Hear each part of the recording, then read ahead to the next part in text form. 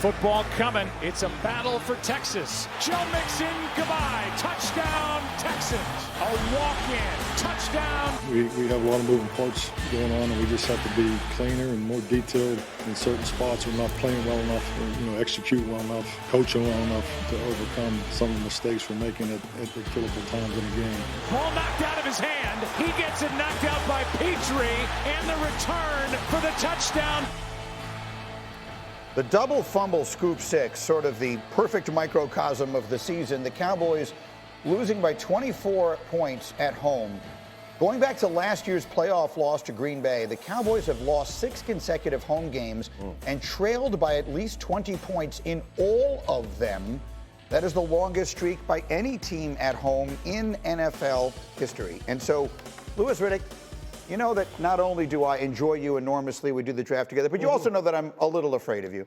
So I'm going to say something and then I'm going to duck after saying it. But I have been making the point here that in order to rebuild this team, which the Cowboys desperately need to do, they need to trade Micah Parsons.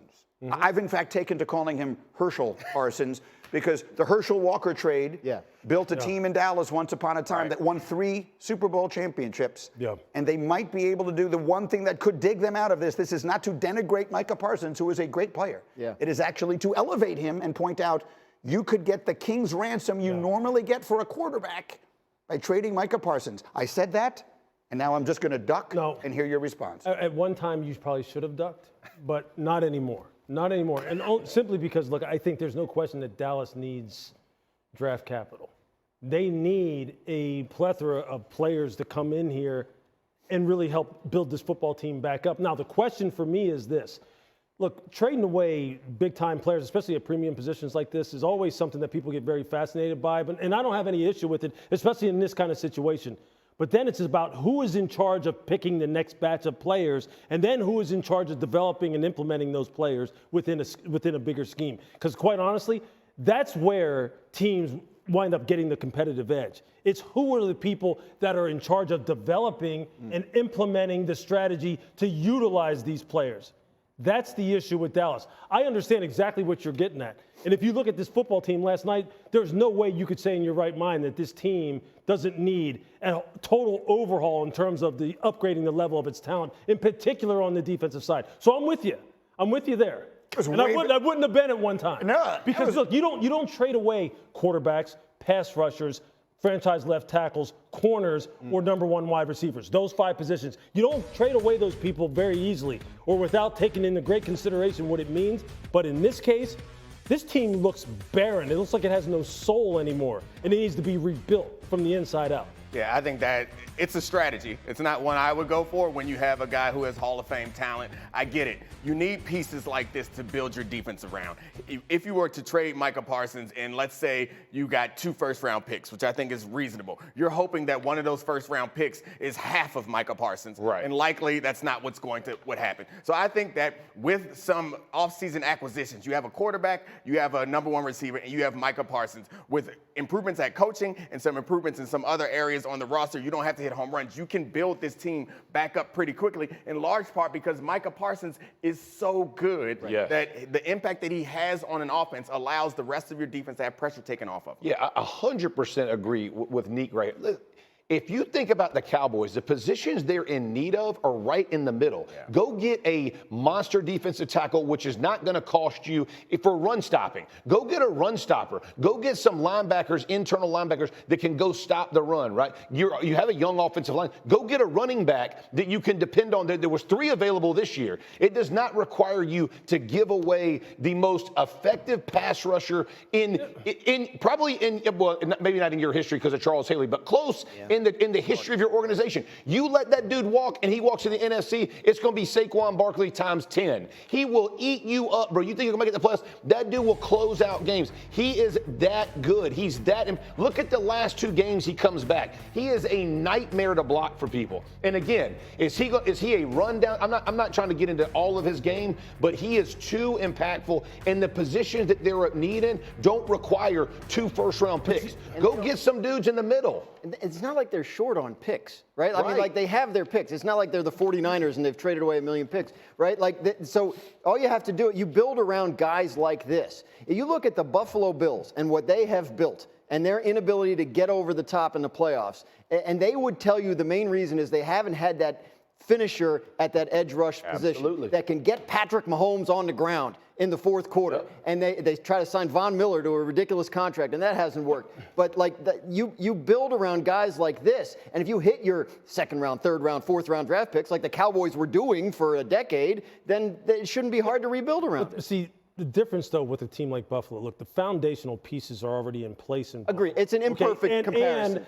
And the organizational structure in terms of like the philosophical alignment between Sean McDermott and Brandon Beane. I mean, these are all things that Dallas also does not have. Right. Okay, so quite honestly, as good as Micah is, as great as Micah is, it ain't going to matter if all the things that kind of happen above his pay grade don't get straightened out. I don't give a damn how good he is. Right. It ain't going to matter. So you're saying it's they really should trade him because they don't have the structure in place to get to that point where he'd make that difference anyway? Well, I'm just saying this. Look, I wouldn't want to trade a franchise pass rusher, okay? I wouldn't want to.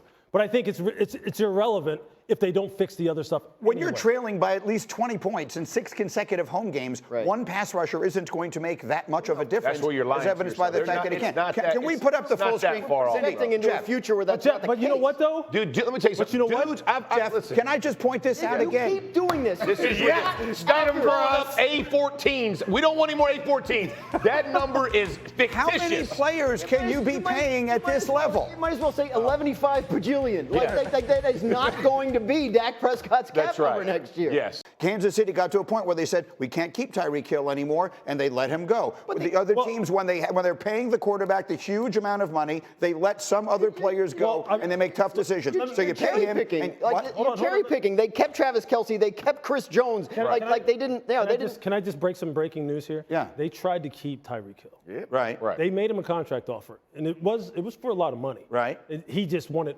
He wanted to go. He wanted more money, and he wanted to go. So I'm not saying they didn't just kind of go like Tyreek, just go ahead and walk. We're gonna let you go. I hear you. But I get you. But see, I'm on your side in some ways. Thank God. So just kind of stay close to me. Okay, I'm over here. So in some ways, I'm still on your side. And again, I would be hard pressed to get off of a guy who was a future potential Hall of Fame pass rusher.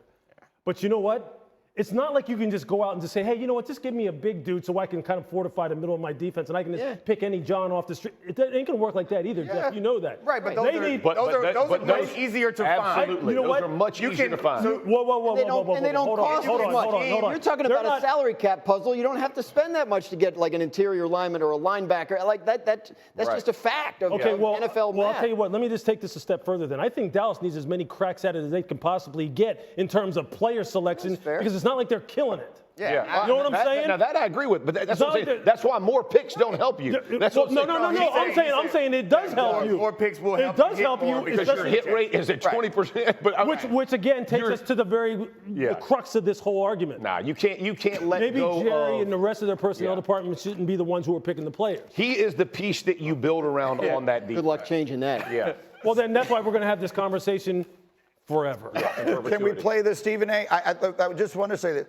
Oh, we don't have it. We'll get it for you. Stephen A was dancing in celebration last night. Oh, my word. And I haven't seen it. I've only been told about it. I need to see it. So we're going to find Stephen A dancing for you as we continue. In the meantime, tonight, we got 10 NHL games coming your way on the ESPN Plus schedule, including our featured matchup between the defending champion Panthers and Connor Bedard and the Blackhawks. The puck drops at 8:30 Eastern. Okay, everyone, gather around. We have found it. This, ladies and gentlemen, is Stephen A's reaction to another Cowboys disaster. Neek, what do you think? What do you think? I mean, it's better than I anticipated, honestly. Stephen A's got moves. Has he got elbow tendonitis? How many braces do he need? Wearing. I'm not sure. Is he working out? What is that? Why do you have gloves on? What's going on He's here? got fingerless gloves and some kind of strap on his elbow. He got tendonitis. Is it tennis elbow? A lot of Is he questions. working out? You know what, Greeny? I think you got to do a whole block. The whole thing. The whole thing. Are those driving gloves? I know they ain't lifting gloves. Stephen A is having fun. You'll see Swear he's buff, don't he? at 10 o'clock coming up Eastern time. All right.